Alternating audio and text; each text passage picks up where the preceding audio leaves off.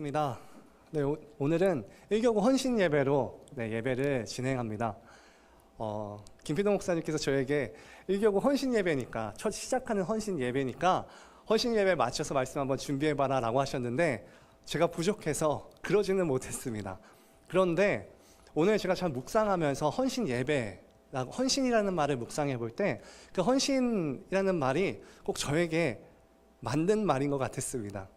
제가 뭐 헌신을 하거나 열심히 하고 능력이 있다 그런 얘기가 아니라요, 제가 참으로 부족한 사람인데 그럴지라도 말씀을 의지하고 더욱더 하나님 예수님을 의지하여서 이 가운데 나와서 여러분들께 말씀을 전하는 것, 바로 부족한 가운데서도 나와서 사명을 감당하는 것, 그것이 바로 헌신인 것 같습니다.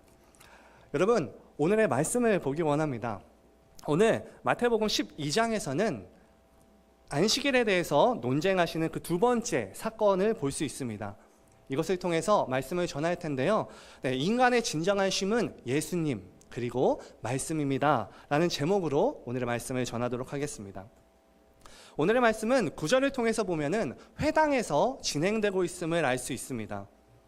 유대인에게 회당이란요, 매우 자랑스럽게 여겨지는 장소였습니다.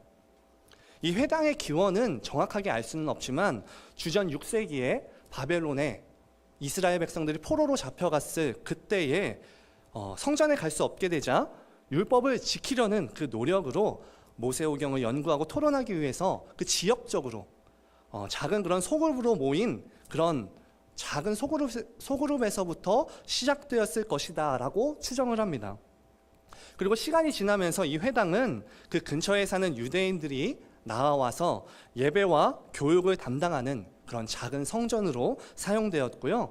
그래서 그 가운데에서 헌물이나 헌금을 받고 구제와 장례식, 그리고 혹은 재판을 하는 등 그 지역사회의 중심이 되어지게 되었습니다. 그런 회당을 유대인들은 자랑스럽게 생각하였고, 유대인들 중에서 경건하다 하는 사람은 매일 이 회당을 방문하여서 율법을 토론하고 연구하였습니다. 그리고 모든 유대인들은 안식일이나 절기에는 반드시 이 회당을 방문하였는데요, 오늘 이 회당이라는 장소에서 오늘 본문이 시작되어집니다. 그리고 또한 오늘의 본문의 시기를 한번 살펴보면은 안식일인 것임을 알 수 있습니다. 바로 바리새인의 의도적인 질문을 통해서입니다. 그들은 오늘 예수님께 질문합니다. 안식일에 병을 고치는 것이 옳습니까? 그것이 옳으니까? 라고 질문을 합니다. 바리새인들은 이 질문에 대해서 답을 모르는 것은 아니었습니다. 분명히 안식일에 자신들의 율법에는 병을 고치는 것은 금지되어 있는 것을 그들은 알고 있었습니다. 다시 말해서 그들은 의도적으로 예수님께 이러한 질문을 던지고 있는 것입니다. 바로 예수님을 안식일에 율법을 어기는 자로서 고발하기 위해서였습니다.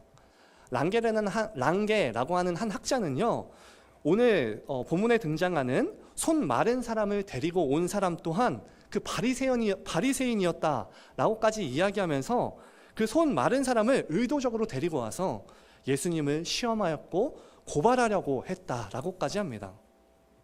물론 성경에 나와 있지 않으므로 그것이 확정될 수는 없지만요, 바리새인에게 오늘 질문에 의도성이 있으며 이것을 통해서 오늘이 안식일인 것을 또한 추측해 볼 수 있게 됩니다. 또한 바리새인들은요, 바로 이전 1에서부터 8절까지 그 논쟁을 통해서 제자들이 안식일의 율법에 어긋난 행동을 했고, 그리고 또한 자신 스스로가 안식일의 주인이라고 하는, 그들이 보기에는 거만하다고 생각되는 이 예수님을 이 회당이라는 장소와 안식일이라는 이 날에 예수님을 고발하는 최적의 장소이고 최적의 날임을 그들은 알고 있었습니다. 그 이유는 그곳에 사람들이 많이 있었고요, 또한 율법 또한 그곳에서 강하게 지켜지고, 또한 그곳에서 스스로 자랑스러워하던 그런 장소였기 때문입니다. 그들은 안식일의 주인이 꼭 자기인 것 마냥 그렇게 말입니다. 그들은 8절에 인자는 안식일의 주인임을 깨닫지 못한 것입니다. 인자로 오신 안식일의 주인임을 꼭 자기로 생각한 것이죠. 여러분, 8절의 인자는 인간의 아들이라는 뜻입니다. 바로 인간으로 오신 예수님을 뜻합니다.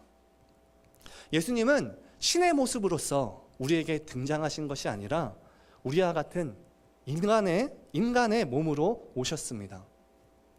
사실 도저히 일어날 수 없는 불가능한 것이었습니다.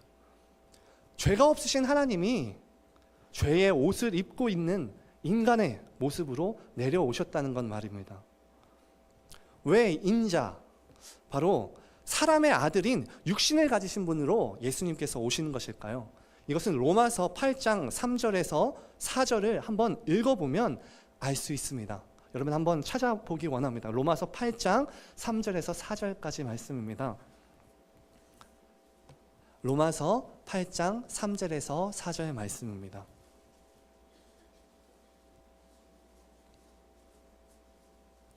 굉장히 중요한 구절인데요. 로마서 8장 3절에서 4절 말씀 함께 읽어보도록 하겠습니다.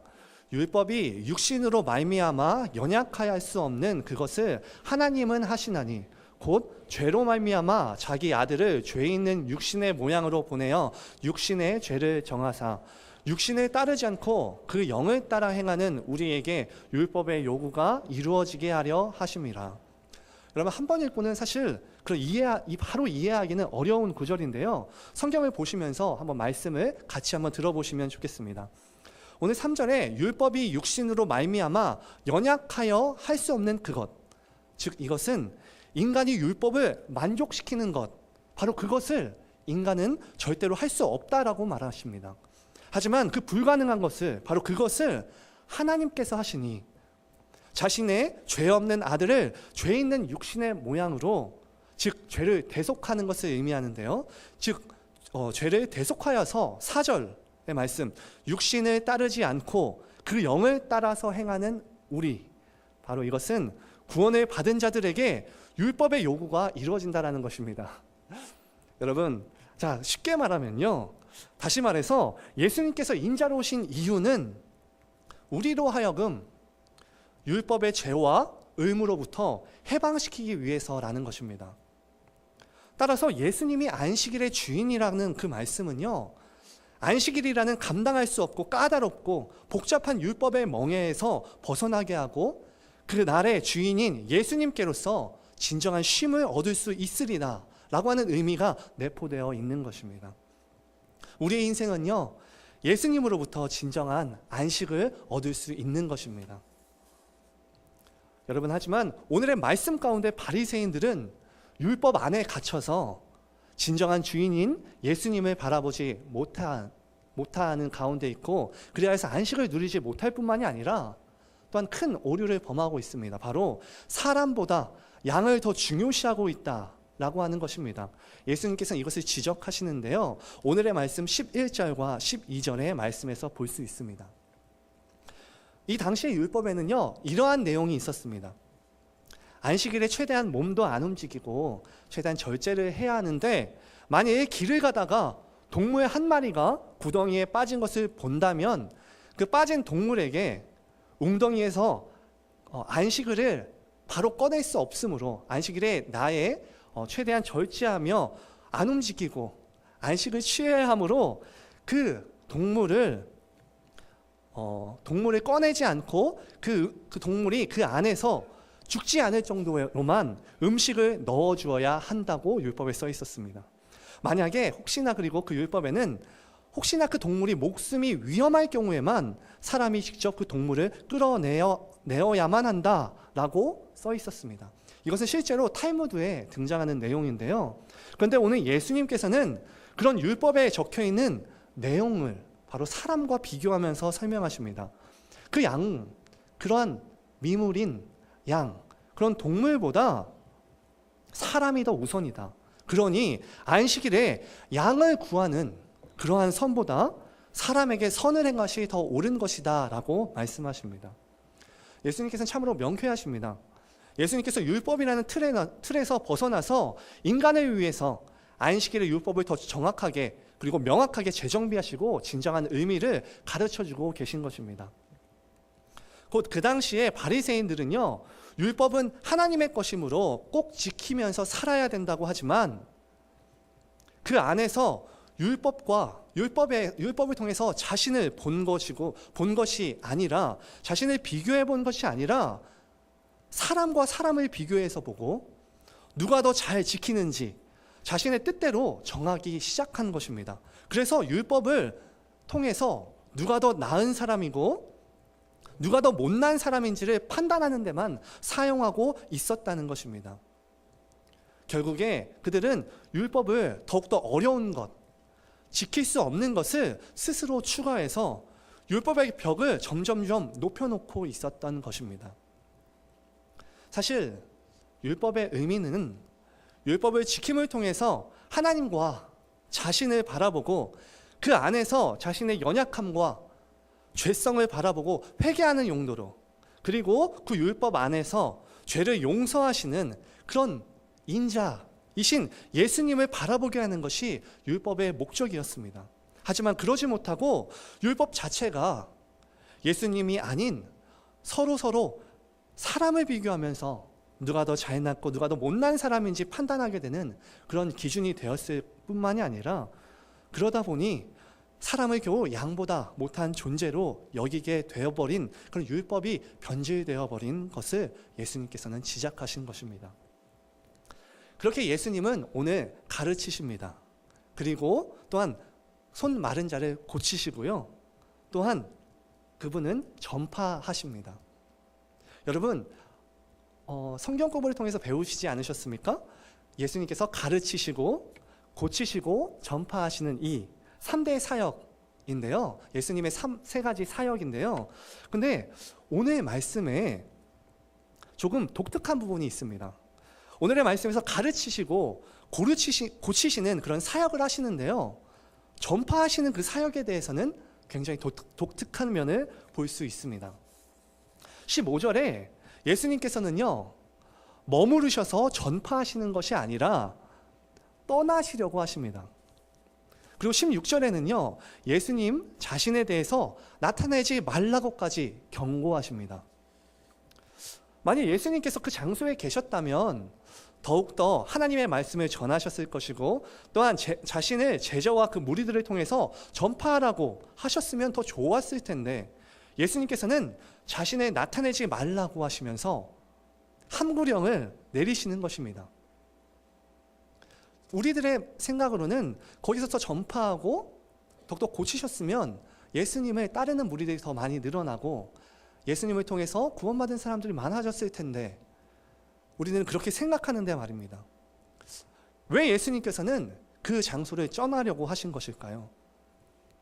예수님께서는요, 그 주변에 우리들이 성경을 통해서 볼 때 예수님의 그 주변에는요, 많은 무리가 따랐던 것을 알 수 있습니다. 마태복음 4장 24절에는 그의 소문이 온 수리아에 퍼진지라, 예수님의 소문입니다. 그래서 사람들이 모든 앓는 자, 곧 각종 병에 걸려서 고통당하는 자, 귀신 들린 자, 간질하는 자, 중풍병자들을 데려오니 그들을 고치시더라. 네, 그리하여서 많은 사람들이 예수님의 주변에 몰려 있었습니다. 그리고 마태복음 19장 2절에는 큰 무리가 따르거늘 예수께서 거기서 그들의 병을 고치시더라. 예수님의 주변에는 항상 많은 무리가 따르고 있었음을 성경을 통해서 알 수가 있습니다. 하지만 그들은 예수님을 기적을 일으키고 병을 고치는 치료자라고만 생각을 하였습니다. 이 세상에서 잘 살아가는 것, 혹은 돈을 많이 벌고 정상인처럼 잘 그렇게 평균적으로 살아가는 것, 그것을 예수님이 해주시는 분으로 생각하는 것입니다. 바로 정치적인 메시아, 곧 자신들의 나라인 이스라엘을 로마의 압제로부터 구원하고 해방시켜주는 그런 메시아로서만 생각하는 것입니다. 예수님은 그러한 그들의 욕심, 그리고 우리가 잘 살아가려는 욕망으로서만 이용되어지는 그러한 장소에서 예수님은 피하십니다. 그것은 꼭 누가복음 17장에 나오는 그런 10명의 문둥병자와 같은 모습 때문입니다. 그들의 모습은 어떤지 한번 살펴보기 원하는데요, 예수님께서 한 시골의 마을에 들어가서 걸어가는 중이셨습니다. 한 촌마을에서 걸어가고 계신 중이셨습니다. 그때에 문둥병자 10명이 예수님을 찾아와서 예수님을 만납니다. 그들은 문둥병이라는 그 질병 때문에 예수님께 차마 다가가지 못하고 멀리 서서 소리 높여서 예수님을 부릅니다. 예수님, 저희를 긍휼히 여겨주시옵소서. 그리고 예수님께서는 그들을 불쌍히 여기시고 제사장들에게 가서 너희 몸을 보여라 라고 말씀하십니다. 그들은 믿음으로 자신의 몸을 이끌고 제사장을 만나러 갑니다. 그런데 미치 못할 일이 일어납니다. 가는 도중에 문둥병이 치료된 것입니다. 썩어졌던 것이 다시 새살이 돋아나고 치료된 것을 그들이 발견하게 됩니다. 그들은 놀라고 뛰면서 기뻐합니다. 그런데 그리고 나서 다들 각자 자기의 길을 가버립니다. 10명 중에 단 한 사람만이 예수님께 다시 돌아와서 예수님의 팔 아래 엎드려서 감사를 표현합니다. 그러자 예수님께서 말씀하십니다. 모두가 깨끗함을 받지 않았느냐? 9은 어디 있느냐? 라고 하시면서 말입니다. 예수님께서는 분명히 치료하실 수 있으신 분이십니다. 하지만 예수님께서는 치료하면서 끝나는 것보다 더 큰 것을 바라보길 원하십니다. 바로 구원이라는 그 놀라움으로 나아가길 원하시는 것입니다. 예수님께서는 십자가로 나아가기 위해서 정치적인 메시아를 원하는 그런 그들에게서 떠나셨고요. 십자가에서 죽음과 부활을 위해서 아직 자신을 나타내지 말라고 그렇게 명령하신 것입니다. 그렇게 예수님은 인간적인 생각으로는 더 확실하게 나아질 수 있고 더 많은 이득을 남길 것 같은 그러한 욕심에서 떠나서 겸손하게 그 말씀 가운데 순종하심으로 나아갑니다. 오늘의 말씀의 뒷부분을 보시면은 그런 예수님께서는요, 이 마태복음은 이 저자인 마태가 예수님의 이러한 떠나시고 이렇게 예수님이 함구령을 내리시는 그 뒷부분에 추가적인 설명을 항상 달아놓습니다.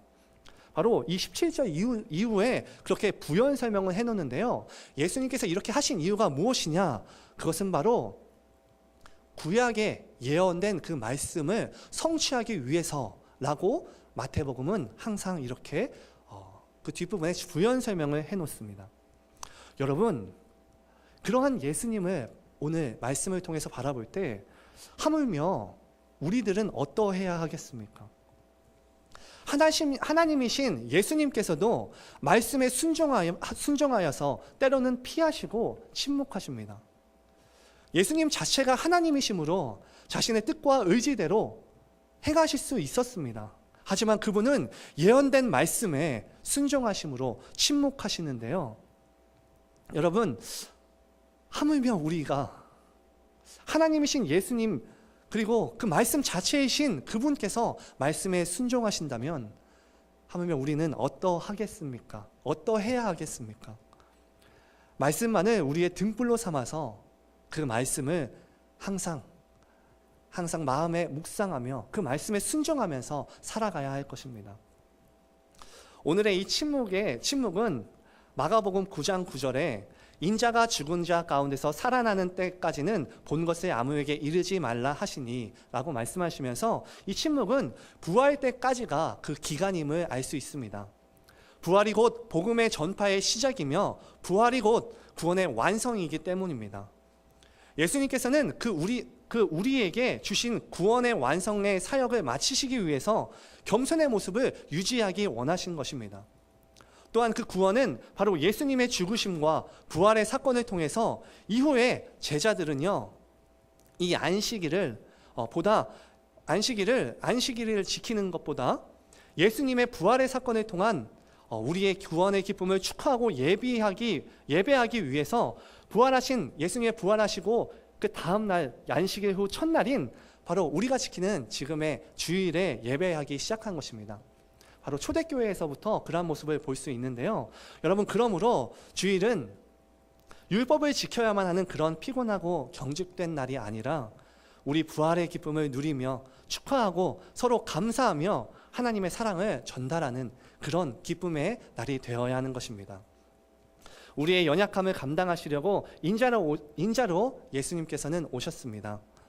우리에게 구원을 주시기 위해 가르치시고 치료하셨습니다. 또한 우리에게 구원을 전파하기 위해서 말씀 자체이신 그분이 말씀에 더욱 순종함을 통하여서 겸손과 지혜로움의 모습을 우리에게 보여주셨습니다. 예수님이 주신 구원에 우리는 감사하며 그분을 찬송하는 오늘의 이 기쁜 주의를 누리는, 그리고 예수님을 본받아 말씀만 순종하며 예수님과 말씀에 항상 안식하는 저와 여러분들 되기를 소망합니다. 기도하시겠습니다. 놀라우신 사랑의 하나님 아버지, 감사합니다. 연약하고 부족한 저희를 주님께서 바라보시고 사랑하여 주셔서 예수님을 통해서 진정한 안식을 누리게 하심에 감사합니다. 우리 안에 그 구원을 받은 자의 모습대로 겸손과 진정한 감사가 항상 넘쳐나게 하시고 주님의 말씀만 붙잡고 하루하루를 승리하며 살아가게 하여 주시옵소서. 예수님의 이름으로 기도드리옵나이다.